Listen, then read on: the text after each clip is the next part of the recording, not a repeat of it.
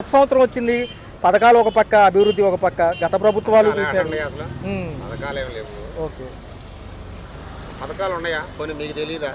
అంటే 6 పథకాలు చెప్పారు కానీ పారదర్శకంగా లేదు కదా. ఇంతవరకు అసలు ఏది అమలు అవ్వాలి. ఒక పెన్షన్ ఇస్తున్నారు, అది ఒకటే కానీ తగ్గిన వాళ్ళకి ఎవరికి ఏమీ రావట్లేదు. జగన్ గారు ఏమంటున్నారంటే కరోనాలో కూడా నేను అమలు చేశాను, మరి ఇప్పుడన్నా అమలు చేసే పనిగా అంటారు. అమలు చేశారు, అది కరెక్టేలే కానీ ఇప్పుడు కూడా అమలు చేస్తే బాగుంటుంది. ఆయన చెప్పిన ఇస్తానంటే ప్రజలకు సంతోషమే. అంటే మొన్న ఏదైతే పల్నాడు జిల్లాలో కూడా చెప్పడం జరిగింది పర్యటనలో, ఏమన్నారంటే ఆర్థిక లోటుబాట్ల వల్లే ఇంత టైం పడుతుంది. ఆర్థిక లోటుబాట్లు అన్నీ ఎప్పుడు ఉండేది, ఇప్పుడు కొత్తగా వచ్చింది కదా. రాష్ట్రం ఆంధ్ర రాష్ట్రం పుట్టిన కానీ చెప్పుంది. అది 2014లో కూడా క్రియేట్ అయింది. 2014 నుంచి 19 దాకా క్రియేట్ అయింది. దాని నుంచి 24 వరకు క్రియేట్ అయింది. ఇది మామూలుగా కదా, ఆటోమేటిక్గా అప్పు పెరుగుతూనే ఉంటుంది. కేంద్ర ప్రభుత్వం మోడీ గారు రాకముందు 2014 ముందు ఎంత ఉంది? 30 లక్షలు ఎంత, 30 లక్షల కోట్లు ఎంత ఉంటే ఇప్పుడు 3 పెరిగిపోయాయి అంటున్నారు. ఈ 14 లక్షల వేల కోట్లు అప్పుగా ఉన్నప్పటికీ కూడా మొన్న చూపించింది 6,000 కోట్లే అప్పు ఉన్నట్టుగా చెబుతున్నారు వీళ్ళు ఇప్పుడు వచ్చిన ప్రభుత్వాలు. మరి మధ్యలో తీరిపోయినాయని ప్రతిపక్షలేదు. అది 14 లక్షల కోట్లు చేసిండు. శ్రీలంక అయిపోతుంది, ఆఫ్ఘనిస్తాన్ అయిపోతుంది, పాకిస్తాన్ అయిపోతుంది అని చెప్పి మళ్ళీ చివరికి అంతకంటే రేటు ఇప్పిస్తానన్నారు. అవును, మళ్ళీ తర్వాతనేమో ఇప్పుడేమో అసెంబ్లీ సాక్షికి ఏమో 6 లక్షల అప్పులే. అదే అలాగా ఈ పొలిటీషియన్ అంకిల్ గారిడి అంటారా? పొలిటీషియన్ అంతా కూడా ఎవరు అవకాశం కొద్దీ వాళ్ళు చెప్పుకోవటం వరకు. అయితే జరగాల్సినటువంటి జరిగితే మంచిది పేదలకు. మరి భవిష్యత్తులో అన్నా ఈసారి అమరావతి పోలవరం ఉద్యోగాలు ఏమంటారు సార్ దాని గురించి? అమరావతి చెప్తున్నారు, ఒక పక్క నుంచి ఒక ఆయన ఏమో మునిగిపోద్ది అంటుండో, ఇంకొక ఆయన ఇంకోటి అంటుండో, రకరకాలుగా అంటుండో. దాంట్లో ఎందుకు మొన్న కాసిన నీళ్ళు వచ్చినాయి ఇక్కడ సింగనగర్. నిజమే. ఇదంతా యాక్చువల్గా మరి ఏంటి సార్ 27 నుంచి నా ప్రజల్లోకి వస్తారంటున్నారు, వాళ్ళు కూడా వస్తే బాగుంటుందా? మాజీ మంత్రులు కూడా. మాజీ మంత్రులు కాదు, చంద్రబాబు నాయుడు గారు కూడా తిరుగుతారు ముందుగా. ఆయన తెలివైన ఆయన, జగన్ లాగా కాదు, ఆయన తెలివైన చాలా. చంద్రబాబు నాయుడు గారు చాలా మేధావి. కరెక్ట్గా ఆయనకి అయితే మామూలుగా ఎప్పటికప్పుడు ఇస్తాడు చంద్రబాబు నాయుడు. ఈ ఎన్నికల నాటికైనా ఇవన్నీ కూడా లైన్లో పెడతాడు. జమిలీ ఎన్నికలు అయ్యే ఛాన్స్ ఉందంటారు. అది ఉపయోగం లేదా, జమిలీ అనవసరం.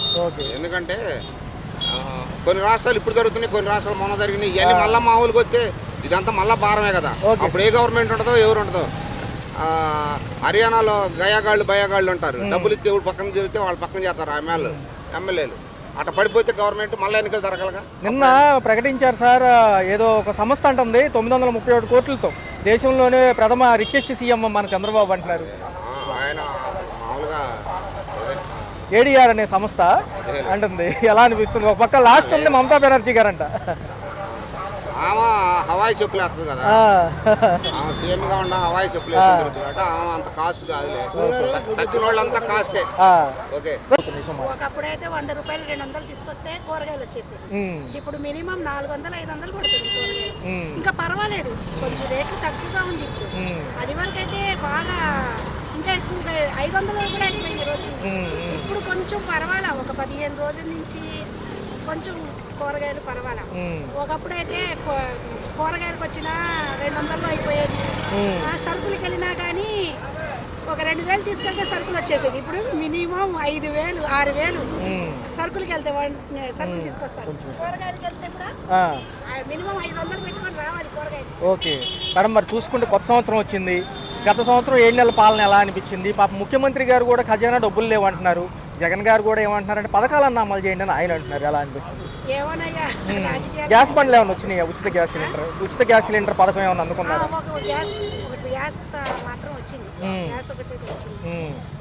31వ తారీఖు పెన్షన్ పెంపు విధానం ఎలా అనిపిస్తుంది? పెన్షన్లు రావటం కానీ, బియ్యం వేయటం కానీ, బండ్లు తీసుకొచ్చి అవన్నీ పర్వాలా బాగానే. జగన్ గారు ఉన్నప్పుడు కూడా అలాగే. ఇప్పుడు కొత్త ప్రభుత్వం వచ్చినా, చంద్రబాబు నాయుడు గారు వచ్చినా కానీ బాగానే జరుగుతుంది. గతంలో ఏంటంటే కొంచెం ప్రజలకు దగ్గరగా ఉండేవాళ్ళు ప్రభుత్వం నుంచి, వాలంటీర్లు. వీళ్ళు పాపం వాళ్ళు పక్కన పెట్టారు, ఉద్యోగం కోసం మళ్ళీ సమ్మెబాట పడుతున్నారు. పాపం రేపటి నుంచి కూడా తీవ్ర సమ్మె అంటున్నారు. వాళ్ళు కొంచెం తీసుకుంటే బాగుంటుంది అంటారా, లేకపోతే అవసరం లేదంటారు? వాళ్ళు అలాగే తీసుకున్నా పెద్దగా వాళ్ళకి ఏమి ఇచ్చింది లేదు కదా. 5,000 కన్నా ఎక్కువ ఇచ్చింది లేదు వాళ్ళకి కూడా. మరి అయితే ఏమో మరి అదైతే కూడా చెప్పుకోలేదు. అయితే ఉగాది నుంచి కూడా మహిళలకు ఉచిత బస్సు, నిరుద్యోగ భృతి నిరుద్యోగులకి, మళ్ళీ మహిళలకు 1,500 అన్నారు కదా, అది కూడా విడుదల చేస్తామంటున్నారు. అదైతే మహిళలకు మాత్రమే పెట్టేదానికన్నా అందరికీ, ఇప్పుడు మహిళలు అంటే పద్దాకలు మేము బయటికి రాలేము కదా, మాకు ఇచ్చి మగవాళ్ళకి ఇవ్వలేదు అనే దానికన్నా రేట్లు తగ్గించేసి అందరికీ సమానంగా, వాళ్ళు ఎక్కువ మనం ఎక్కువ అని కాకుండా అందరికీ సమానంగా. ఎందుకంటే ఇప్పుడు స్కూల్ కాలేజీకి వెళ్ళే పిల్లలు ఉన్నారు, 500 బస్ పాస్ తీసుకున్నా కానీ వాళ్ళకి మామూలు బస్సులు ఎక్కినివ్వరు, పల్లె వెలుగులు మాత్రమే ఎక్కినిస్తారు. వాళ్ళు కష్టపడుతున్నారు కదా పిల్లలు. అలా కాకుండా ఒకళ్ళకి మహిళలకే ఇచ్చి ఇంకా మిగతా రాష్ట్రాల్లో కొట్టుకొని వస్తున్నారు ఆడవాళ్ళకి ఇచ్చినందుకు. అనవసరంగా ఊళ్ళకి వెళ్ళే దానికన్నా అందరికీ సమానంగా ఇప్పుడు 50 రూపాయల టికెట్ ఉన్నదానికి ఒక 30 రూపాయలైనా చేసిన, 60 రూపాయల టికెట్ ఉన్నదానికి 35, 40 అలా చేస్తే అందరికీ వెళ్ళే వాళ్ళకి పద్దాకల బయటకు వెళ్ళే వాళ్ళకి కూడా అలా వెళ్తానికి ఉండదు.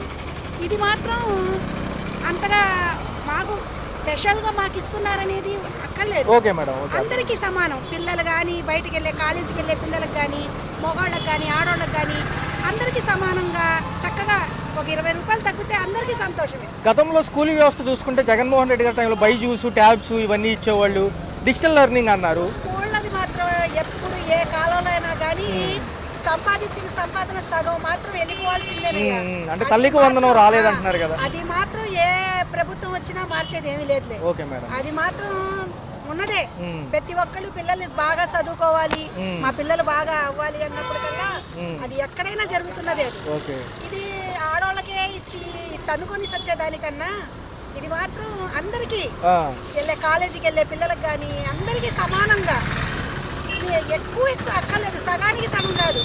ఒక టికెట్ ఇంత ఉంటే దాని మీద ఒక 15 రూపాయలు 20 రూపాయలు తగ్గిస్తే ప్రతి ఒక్కరికి మగవాళ్ళేంటి ఆడవాళ్ళేంటి పిల్లలేంటి పెద్దలేంటి అందరికీ బాగుంటుంది. Okay madam. మేము మాచవరంలో ఉంటామండి. Okay sir. కొండ ప్రాంతం. మేము 30 సంవత్సరాలు 40 సంవత్సరాల క్రితం ఇల్లు కొన్నాం. ఓకే. 3 సార్లు రిజిస్ట్రేషన్లు అయినాయి. కొండ పౌరం అనే పేరుతో మొత్తం రిజిస్ట్రేషన్లు ఆపేశారు సార్. ఎందుకంటారు సార్? అసలు ఏమంటారు? 22A అని చెప్పి ఒక సెక్షన్ తీసుకొచ్చి, అది కూడా చంద్రబాబు నాయుడు గారి హయాంలోనే వచ్చింది. అది కూడా దాన్ని ఇంతకుముందు ప్రభుత్వం కూడా తీయడా, ఇప్పుడు కూడా అదే కొనసాగుతోంది. కొన్ని వందల మంది అప్లికేషన్లు తీసుకెళ్లి కలెక్టర్ గారికి వాళ్ళకి ఎంపీ గారికి సమర్పించారు. అది ఎంతవరకు కొనసాగుతుందో కూడా మాకు అర్థం కావట్లా. నిజంగా అది ఎత్తేస్తే కొన్ని కోట్ల రూపాయలు, కొన్ని వేల కోట్ల రూపాయలు రిజిస్ట్రేషన్ అయితే గవర్నమెంట్ ఆదాయం వస్తుంది. మరి వాళ్ళు ఎందుకు పట్టించుకోరో అర్థం కావట్లేదు. ఇది రిజిస్ట్రేషన్ శాఖకు సంబంధించి కొత్త రేట్లతో సహా కొత్త సెక్షన్ అంటున్నారు. ఫిబ్రవరి నుంచి మళ్ళీ కొత్తగా రేట్లు పెంచుతున్నారు. ఎందుకంటే ఆదాయాలు సమకూర్చుకోవడం కోసం ఇదంతా చేస్తున్నారు. దీనివల్ల ప్రజలకు అంతగా ఉపయోగపడేది ఏమీ కనపడట్లేదు. కొనుక్కునేవాడికి ఇబ్బంది. మరి అంత రేట్లు పెరిగిపోయినప్పుడు అమ్ముకునేవాడు తొందరగా కాలేడు, ముందుకు రాలేడు. రాజధాని ప్రాంతంలో రెంట్లు కూడా అత్యంత అధికంగా ఉన్నాయి అంటున్నారు సార్. అధికంగా ఉన్నాయి, రేట్లు అధికంగా ఉన్నాయి. కొన్ని బాగా పరిశీలించి జనానికి దగ్గరగా వెళ్లే ఆలోచనలు ఏవైతే ఉన్నాయో అవి తీసుకెళ్ళాలి తప్ప. అలాగే కరెంటు బిల్లులు ఒకటి చాలా దారుణంగా పెంచేశారు. ఇదేంటంటే 2014-18 అప్పటి నుంచి ఉన్న బకాయిలు ఇప్పుడు వేసారని చెప్పండి. అవును సార్. అప్పుడు వాడిన కరెంట్ బిల్కి ట్రూ ఆఫ్ ఛార్జీలు, సర్ ఛార్జీలు అర్థమర్థమైనా ఉందా అండి? ఇది ఎప్పుడో వాడింది ఇప్పుడు కట్టమేంటి? ఇలాగ కరెంటు బిల్లు కాల్చిన దానికంటే 500-600 అదనంగా పడుతుంది. ఇలాగ కొన్ని సరిదిద్దుకోవాల్సిన ఉన్నాయండి. లేకపోతే గత ప్రభుత్వానికి ఎలా మచ్చలు పడ్డాయో ఈ ప్రభుత్వానికి కూడా అలాగే మచ్చలు పడతాయి. అంటే సార్ ఖజానా లోట్లో ఉన్నప్పుడు ఇన్ని హామీలు ఎందుకంటారు? అది ఓటు బ్యాంకు మళ్ళీ. ఎందుకంటే ఓట్లు కావాలి, మళ్ళీ నిలబడాలి. మళ్ళీ నిలబడాలంటే ఏవైతే గత ప్రభుత్వం అమలు చేశారో అవన్నీ మళ్ళీ వీళ్ళు కూడా తీసుకురావాలి. మేము ఎత్తేసామని చెప్పంటే వాళ్ళే బెటర్ అనుకుంటారు. ఇంతకుముందు ప్రభుత్వం బెటర్ అనుకుంటారు కదా. అందుకని ఆ సమస్య రాకుండా చూసుకోవడానికి ఏంటంటే 2 పడవల మీద ప్రయాణం చేసినట్టుగా ఉంది. ఓ పక్క చూసుకుంటే వచ్చే ఆర్థిక సంవత్సరం నుంచి రాయితీలు ఇవ్వాల్సింది పోయి GST పెంచుతాం అంటున్నారు సార్ కేంద్రం. మరి ఇదంతా పెంచుకుంటూ పోవటమేనండి. వీళ్ళ వలన సామాన్య ప్రజానికే దెబ్బ తప్ప ఒక లెవెల్లో ఉన్న వాళ్ళకి, ఏ గ్రేడ్ కార్పొరేట్ పీపుల్కి ఏమీ నష్టం లేదు. వాడు కూడా ఏంటంటే వ్యాపారం చేసి 10 రూపాయలు పెంచుకుని సంపాదించుకుంటాడు. మధ్యతరగతి పరిస్థితి ఏంటి? ఉద్యోగస్తుల పరిస్థితి ఏంటి? వీళ్ళని గురించి ఏ ప్రభుత్వం ఆలోచించట్లేదు. ఉద్యోగ కల్పన ఒక పక్క లేదు సార్. 4 ఏళ్ళేమో 20 లక్షల ఉద్యోగాలు ఇస్తామంటున్నారు. జాబ్ క్యాలెండర్ కూడా అంటున్నారు. మరి అంటున్నారు. అమలు జరిపినప్పుడు కదా. ఏంటంటే పరిశ్రమలు రావాలి, వచ్చినప్పుడు మేము ఇస్తాం ఉద్యోగాలు. నిత్యావసర సరుకుల ధరలు మరి అవి పెరిగిపోయినాయి. నిత్యావసర ఆయిల్స్ మరీ దారుణంగా పెంచేశారు. ఇప్పుడు కూరగాయలు కూడా అంత పెరిగిపోయి. కన్స్ట్రక్షన్ ఫీల్డ్ కుదేలైంది అంటున్నారు సార్. కన్స్ట్రక్షన్ ఫీల్డ్ కుదేలైంది, ఉచిత ఇసుక చెప్పినప్పటికీ ర్యాంపుల దగ్గర దొరకట్లేదు అంటున్నారు. ఇప్పుడు కన్స్ట్రక్షన్ కుదేలైంది అంటే దానికి రియల్ ఎస్టేట్ రంగంలో తగిన రాయితీలు ఇవ్వాలి. ఒక పక్కేమో అవి అడ్డంగా కట్టారు, ఇవి అడ్డంగా కట్టారు, పడగొట్టేసుకుంటూ వస్తున్నారు. కొన్ని కోట్లు వాళ్ళు ఖర్చు పెట్టి చేశారు. ఇక్కడ కాదనుకుంటే హైదరాబాద్లో రేపు ఆదర్శం తీసుకుని ఇక్కడ కూడా కొట్టేస్తామని చెప్పట్టే. అవును సార్, అవును. బుడమేరు పరివాహక ప్రాంతం పరిరక్షణలో ఇది జరుగుతుంది అంటున్నారు. జరిగితే మంచిదేనండి. ఇంకేమైనా అంశాలు చెప్పండి సార్, పర్లేదు. ఇంకేమైనా ఇబ్బందికరమైనవి? అలాగే రేపు 5వ తారీఖు దేవాలయాలు విముక్తం చేయాలంటున్నారు. మరి ప్రభుత్వం కోఆపరేట్ చేసి ఎండోమెంట్స్ డిపార్ట్మెంట్ అనే దాన్ని ఎత్తేసేస్తే దేవాలయాలన్నీ స్వేచ్ఛా వాయువులు పీల్చుకుంటాయి. మన సొమ్ములు మిగతా మతాల వాళ్ళకి వెళ్లకుండా ఉంటాయి. అది కూడా మంచిదే. దానికి మరి గవర్నమెంట్ ఎంతో సపోర్ట్ ఇస్తుందో రేపు 5వ తారీఖు చూడాలి. Right sir. ఉన్నట్లయితే కొత్త ప్రభుత్వాలు కొత్త పథకాలు ఉగాది నుంచి అంటున్నాయి. ఫస్ట్గా మహిళలకు ఉచిత బస్సు, మహిళలకు 1500, తల్లికి వందనంతో పాటు నిరుద్యోగులకు భృతి. ఎలా అనిపిస్తుంది? ఉగాది నుంచి అమలు అంటారు సార్. చూసుకుంటే మనకి కేంద్రం నుంచి వచ్చే ఈ సహాయంతో ఈ 4 ఏళ్లలో అభివృద్ధి అవుతుందంటారా, లేకపోతే అప్పులు పాలవుతామా?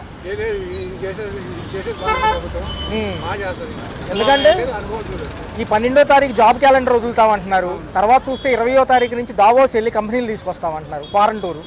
ఒక పక్క మాజీ ముఖ్యమంత్రి గారు పండగ అనంతరం 27 నుంచి కూడా పాదయాత్రగా వస్తామంటున్నారు జగన్మోహన్ రెడ్డి గారు. ఏమంటారు? రావచ్చు.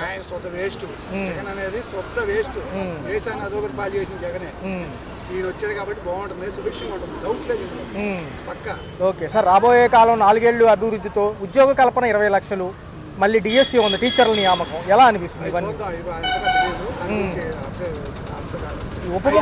ఉప ముఖ్యమంత్రి గారు ఏమంటున్నారు సార్? మరి ఎలా ఉండబోతుంది? కొత్త సంవత్సరం కొత్త పథకాలతో బాగుంటుందా? జమిలీ ఎన్నికలు వస్తే ఎలా ఉంటుంది 2027లో? మరి బిల్లు ఆమోదం పొందదంటారా? కమిటీ కూడా వేశారు కదా సార్. రిజిస్ట్రేషన్ ఛార్జీలు భూపెంపు ఎలా అనిపిస్తుంది? రియల్ ఎస్టేట్ రంగం కొంచెం ఊపందుకుంటుందా ఈసారి? అమ్మకాలు లేవు, కొనుగోలు లేవు కాబట్టి ఇప్పుడు బాగుంటుంది. అది ఉండాలి, ఇది ఉండాలి కదా.